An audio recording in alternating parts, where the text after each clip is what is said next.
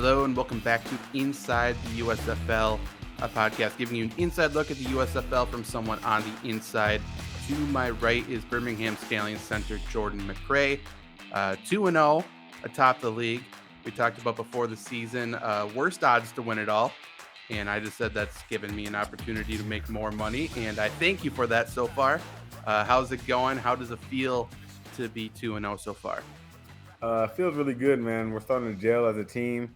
A lot of things that we can clean up, but it's a lot easier to clean those things up with 2 wins on the schedule so far. So I'm just gonna keep getting better and hopefully continue this streak. From at least just watching it on TV, it feels like your team has an attitude. Mhm. I truly feel like you guys are absolute dogs. You're not afraid to celebrate. Maybe it's to the detriment sometimes of getting a penalty or something, but like I think that's good for the team overall. Like in terms of energy, just feeling Yeah, good. Does it feel like that just from the inside, from practices, stuff like that too? yeah. No, we definitely feed off of each other. So there's always going to be a lot of energy, no matter who's making the play. As long as the Birmingham Stallions are the beneficiaries of the play being made, we always are happy about it. Became a close group really, really fast. So it's just playing for the guy next to you and then wanting to see them succeed just as bad as you want to succeed. So I think we're feeding off a lot of that energy and it's been beneficial for our team. I know you talked about before that your O-line coach is someone you've worked with before. Hmm. I know it's clearly the same with Jamar, quarterback Jamar Smith. He played for uh, Coach Holtz at La Tech. some Hmm. LA Tech. Yep. Hmm. So do you think? Well, first off, is that common around the league that you know of people having that prior experience? And if at least from your experience, do you think that's allowed you guys to get coached maybe harder initially?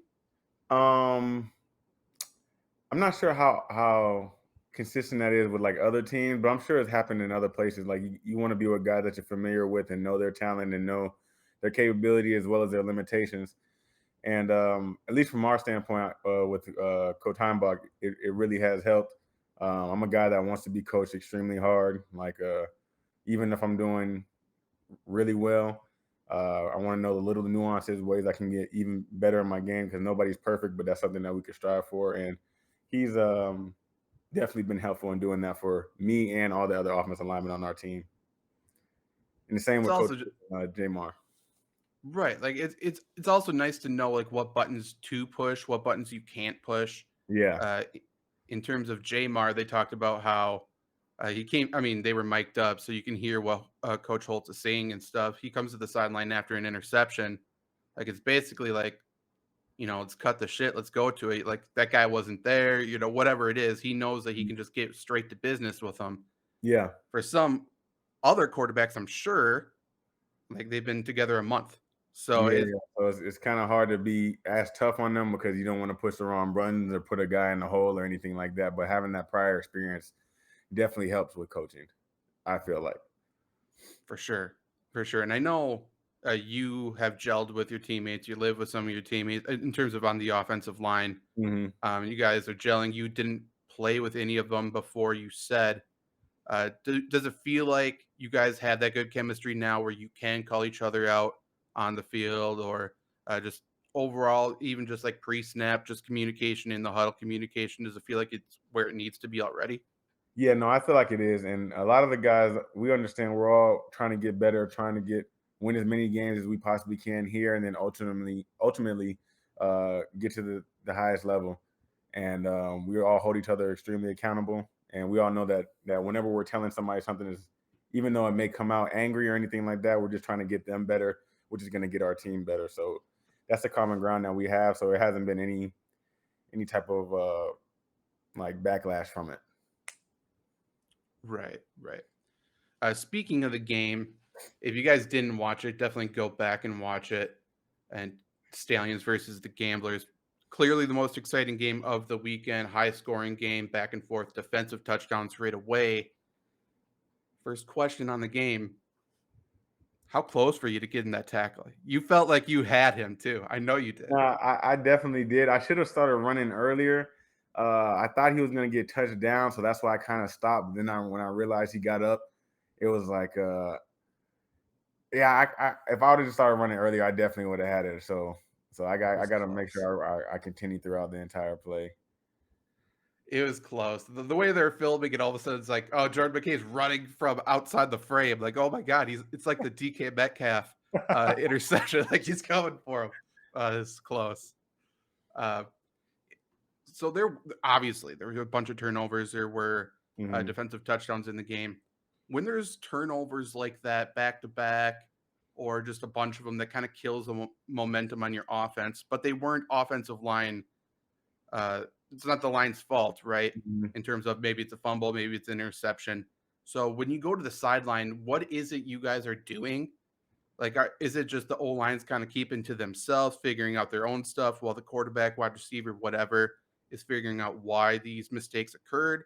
Or is it your job, maybe as a leader on the team, to calm people, refocus people? Or in that scenario, what exactly is going on?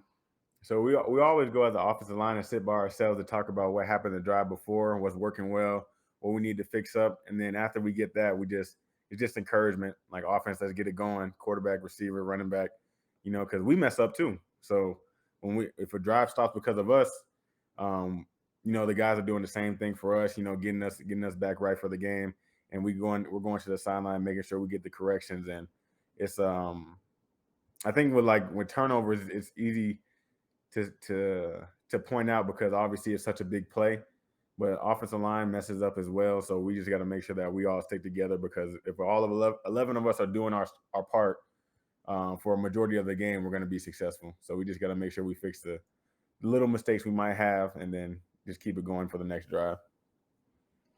Agreed. And talking about mistakes, I mean, there were holding calls in this game, which is going to happen. Hmm. Did it feel like it was one sided to you guys on the field? Because I'm not sure if the Houston got called for holding once, if I remember right. Um, Maybe a little bit one sided, but that's just how the game goes. We make mistakes. Nobody's perfect. The refs might miss a call.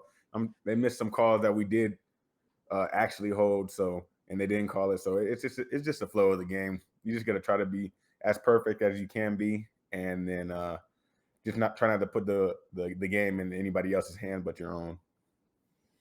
That's fair. You talked about encouragement on the sideline.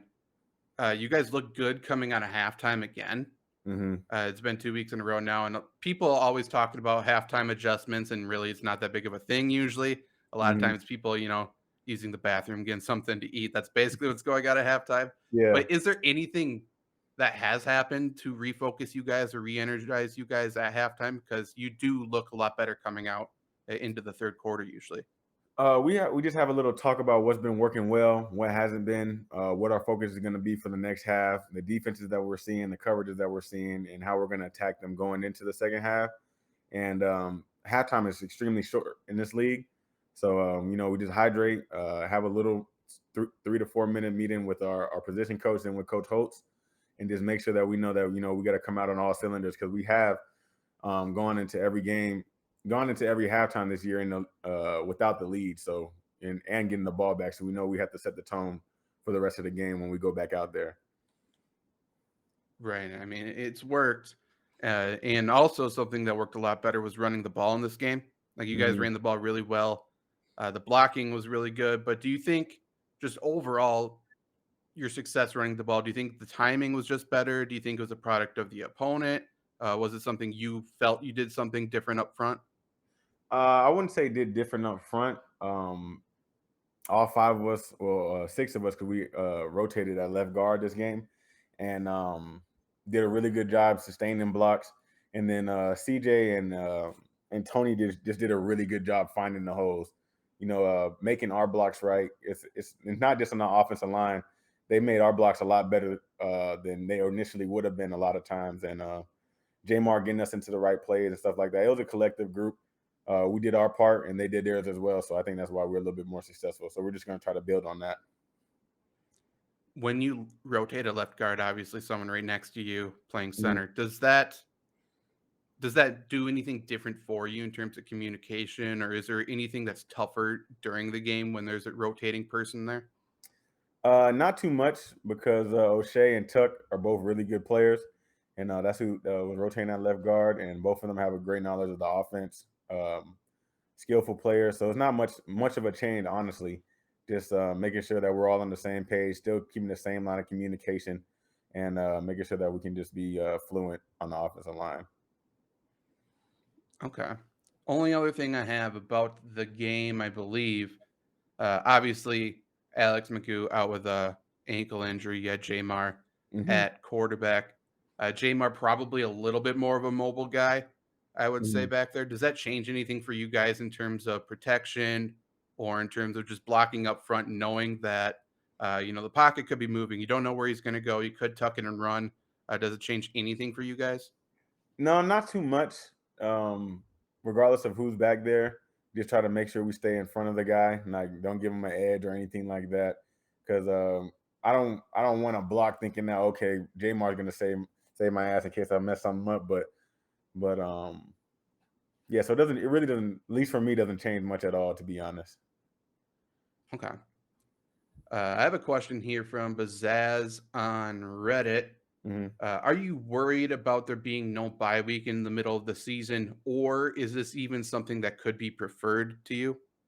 Not really, because now if it's like a 20 game season, then okay, like 20 straight weeks of playing ball is a lot, but 10 games and 2 playoff games, like yeah, your body will probably be a little bit more banged up, but I'm not too worried about it because the season is a little bit shorter than what you're usually used to in the like NFL or something like that. Sure. Michael Daniel on Facebook. Has wrestling in middle and high school helped you play football at all? Yeah, definitely. Wrestling by far is the most physically demanding sport I've ever been a part of. So it helped being that it is so physically demanding. It helps with your mental as well, with just knowing positioning as well. With wrestling, knowing when guys are trying to push, pull, sitting down. For at least for an offensive lineman standpoint, I think it's been really, really helpful for me. Just the ability to use leverage too, right? Like Exactly. massive and hand fighting in the middle. Yeah, there's a lot. He also wants to know, what if anyone know if you switched with Justin, your twin brother, with the Houston Texans for a given week if needed? I'm not sure if this is if you want to give too Um, much away, but would anybody know? Do you think? Honestly, probably not that much. Our play style is very, very similar.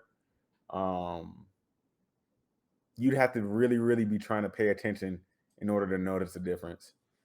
Especially when we play center almost the exact same. At guard and tackle, it's a little bit different, but at the center position, it'll be hard to tell.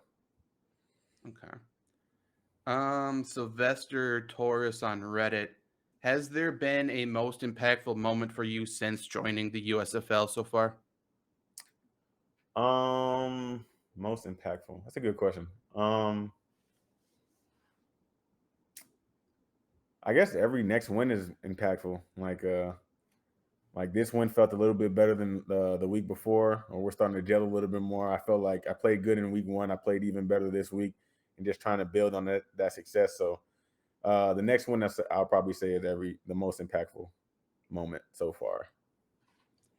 Just something that popped into my mind. Obviously, they switched the kicking balls this week because kickers were complaining. There's a little bit of a different weight to it, a little Mhm. weird. I would assume it's affecting quarterbacks a little bit. And I'm not saying it's affecting your snaps, obviously, because it's just such a short distance. But do you actually feel the difference when you hold the ball, or not really, from an No, offensive line standpoint? I guess because mine is a little bit shorter. I haven't really felt that much of a difference, to be honest. Yeah, I didn't think so. But it, Hmm. in terms of like bombing the ball, like if it's a downfield shot, I'm sure there's something that has to be at least a little bit different. I'm not sure what, but Hmm. going away from the USFL, just talking football for a second. This week is the NFL draft, Hmm. and a lot of really good offensive line prospects, actually. I'm just wondering from your point of view, because this is a talking point. Like for quarterbacks, it's hand size. For offensive line, a lot of times it's arm length. Hmm. How important do you think arm length is for an offensive lineman? Um, I think there's ways to be successful without having long arms, but if you know how to use your hands and use your length, it's very impactful. Like getting to guys before they get to you, it can. mask some deficiencies that you might have playing. So it is important, but it's not the tell all end all for offensive linemen, I feel like. Do you think that extra length would be more important on the edge, like at tackle, when you're facing those speed rushers, edge rushers on the outside, or do you think it's more important in the interior when you're facing like bull rushes and stuff like that? I think definitely on the edge because most of Okay. those guys out there are freak athletes, and you could be a really good athlete, but you're probably not as athletic as they are. They're in a more natural position going forward. You're going backwards, so the faster you can get onto them, and in the interior, the guys are usually pretty close to you, anyways. So on the edge, I feel like it plays the biggest part. When you're watching film, even if it's USFL, college prospects, stuff like that, what's the biggest thing you look for on an offensive lineman where you can just clearly see, like, oh, this guy's a dog, this guy's super good? I would say their footwork or foot speed, uh, because we got to work a lot with short area quickness, not necessarily how fast you are. Like a guy can run a 4.8, but if your feet are slow, it's not really going to help in the offensive line. So just how your footwork is, and also your hips. If a guy runs his hips through on run blocks or is able to sit down fast on bulls, like just the change of how fast your hips can work and how fast your feet work, that's probably what I look most into for offensive lineman. Last question here. What's the biggest differences that you've experienced, maybe from talking to other people, when you transition from the college to the pro game? Um, Probably just it. I wouldn't say talent because there's a lot of really talented guys in the college game, but in the pro game, there's no drop off. Like the first string and the second string, like more times than not, less for the elite are the exact same. So you're like in college, if I'm going against a nose that's a Sunday type of player, the backup will either be a freshman or somebody that's nowhere near as good. Whereas in the NFL, they're rotating Sunday players. You know what I mean? So it's like that makes Mhm. it a little bit more difficult. You got to always be on your game. Your technique has to be good. You just got to be in better shape. So I'll say that would be the biggest difference is the depth. Yeah. Uh, that's always weird to think about. Like, you watch someone on Sunday, you watch an NFL player, and you might think, "Oh, that guy stinks." Like, that was the best player on his college team. That was the best Exactly. player from his hometown. It's Hmm. truly 1% of 1%. They also always talk about when you move up a level, whether it's going high school to college to NFL, whatever. They talk about the speed difference every time you go up. Do you experience that on, in the trenches, offensive line, defensive line? Do you experience a speed difference really? Yeah, there is a speed difference, and for us because things happen so much faster in the trenches. I would just say the quickness of it. Guys are a lot quicker. Stunts happen faster. Backers are blitzing faster. So a lot of that short area quickness is something that you will have to get used to from each level going up. For sure. And that's all I got. Is there anything else you want to talk about before we get out of here? No, that's good. Make sure you guys tune into the game this Saturday versus the Breakers. It should be a really good one. Yeah, this is Battle of First Place. Breakers, the only other undefeated team. So, Hmm. yeah, this is going to be one you definitely want to watch. It's on Fox. So Fox, 7 p.m. Central, I believe. So 8 p.m. Eastern, Saturday. Definitely watch that. It's going to be a good one. And Jordan, thanks for joining me once again. No problem. Thanks for having me on.